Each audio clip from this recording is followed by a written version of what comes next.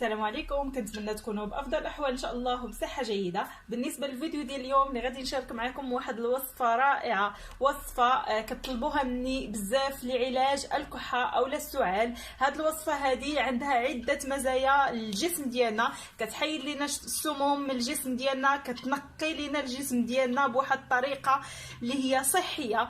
صراحه هاد الوصفه هذه غادي تلقاو عليها واحد النتيجه رائعه. وصفه اللي كتطلبوها مني، يعني من ضمن الوصفات اللي كتطلبوا مني بزاف نظرا لهذا الجو المتقلب. الصراحه حنايا مقبلين دابا على الشتاء، فهاد الوصفات كنحتاجوهم بكثره، سيرتو كيكونوا وصفات طبيعيين، وصفات كيعطيونا نتيجه من اول استعمال. يعني الا كثرنا واحد 3 ايام كتعطينا نتيجه نهائيه، وما كنحتاجوا لا الادويه لا السيرون اننا نشربوه لا والو، فكنتهناو وكتعطينا نتيجه رائعه. فكما قلت لكم بالنسبه لهاد الوصفه فهي كتحيد لينا حتى الكالكير اللي كيكون عندنا في الكليتين، اللي كينتج عليه داك الحجر اللي كيكون في الكلاوي، فهي كتفتت لينا داك الكالكير. وصفه بمعنى الكلمه، كتعطينا نتائج كيف قلت لكم غزاله غزاله غزاله الجسم ديالنا. فهي اونتيبيوتيك طبيعي، كيف قلت لكم كتحيد لينا السموم من الجسم، كتنقي لينا الجسم ديالنا والصدر ديالنا، يعني كيتنقى وكيخوى، فغادي تخلصوا نهائيا كيف قلت لكم من المشاكل ديال الجسم. فغادي يخرج منكم العجب المتعجب، يعني بلا ما تخافوا، بلا ما تجيكم شي حاجه انكم تقولوا شنو هادشي ولا شي حاجه. فداك الشيء كامل اللي كيكون في الصدر ديالكم ولا الجسم ديالكم من سموم كيخرج لكم نهائيا. فهاد الوصفه كيف قلت لكم فعاله 100%. دابا غادي ندوزو لطريقه الاستعمال وطريقه التحضير. بقاو معايا وتبعوا معايا الفيديو حتى الاخر. فبسم الله على بركة الله غادي نبدا الوصفه ديال اليوم اللي غادي نحتاجو فيها البصل الاحمر.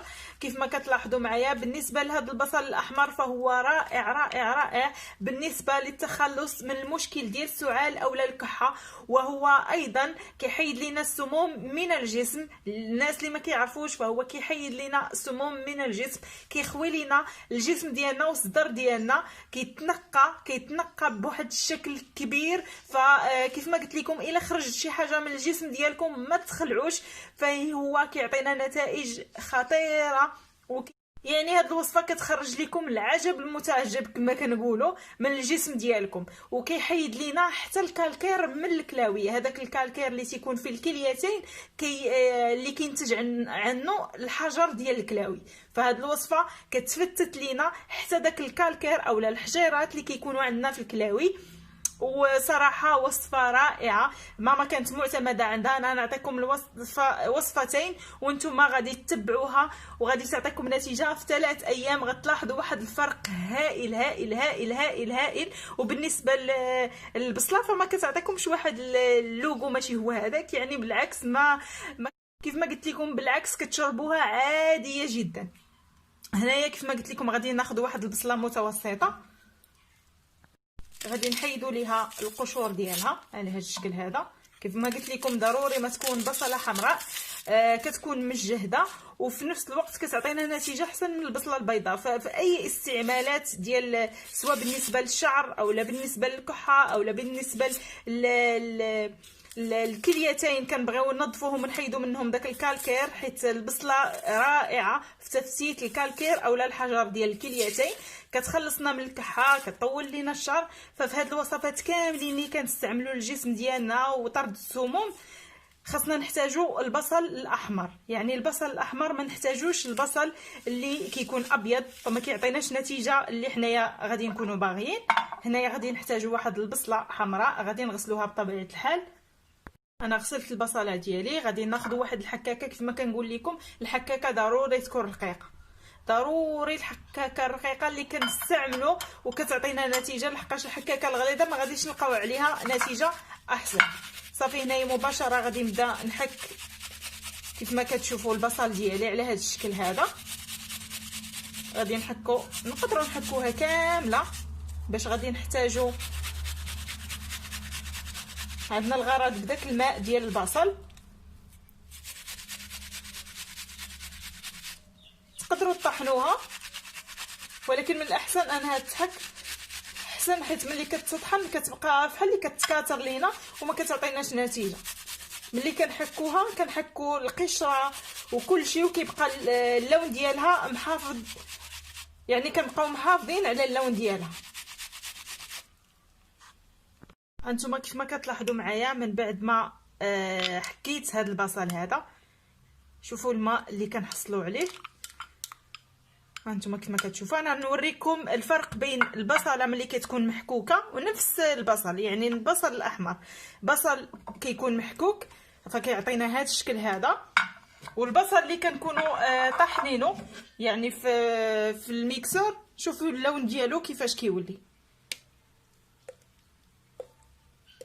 يعني من الاحسن اننا نحكوها افضل.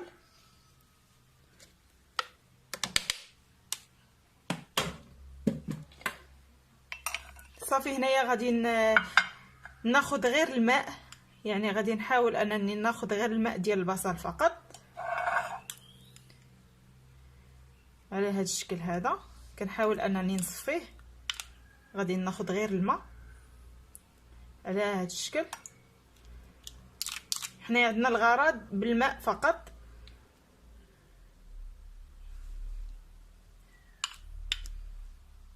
هذه راه غير نصف بصله، يعني البصله ما درتهاش كامله، غير نصف بصله، وغادي نحصلوا على هذه الكميه هذه على هذا الشكل هذا. غادي نكمل ونرجع لكم.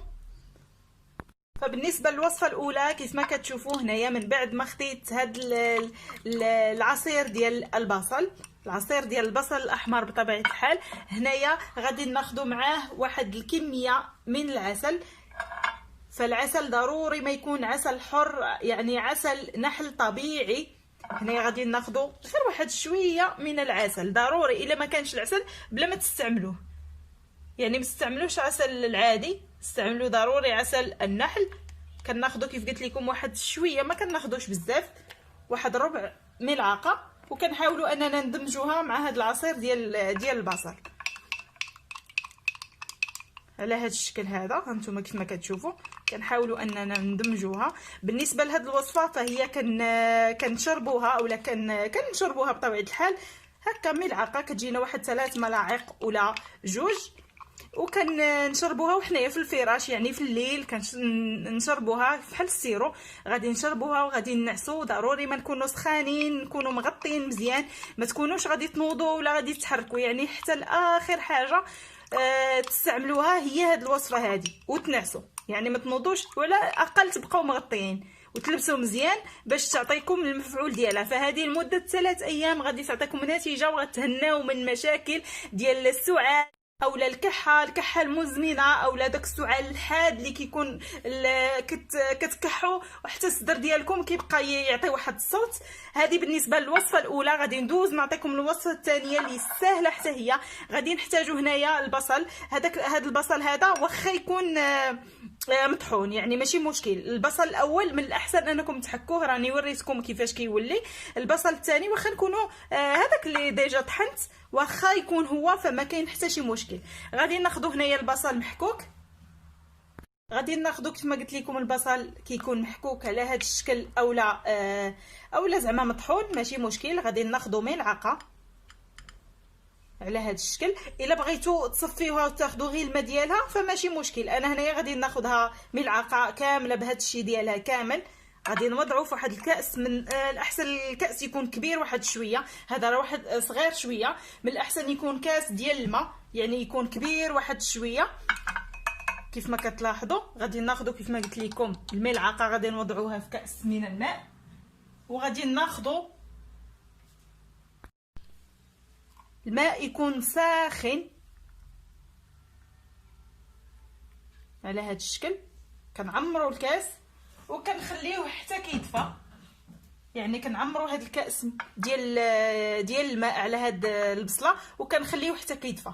بالنسبه لهاد الوصفه هذه هي اللي كتحيد لينا السموم، كتحيد لينا الكالكير من الكليتين، كتخليهم يعاودوا يديماريو من جديد. يعني كاين بعض الناس اللي كيكونوا عياو ليهم الكليتين ديالهم فهاد الوصفه كتعاود ليهم الكليتين كيبقاو يخدموا من جديد، كيتحيد منهم الكالكير، كتحيد حتى الحجر كيبدا يتفتت.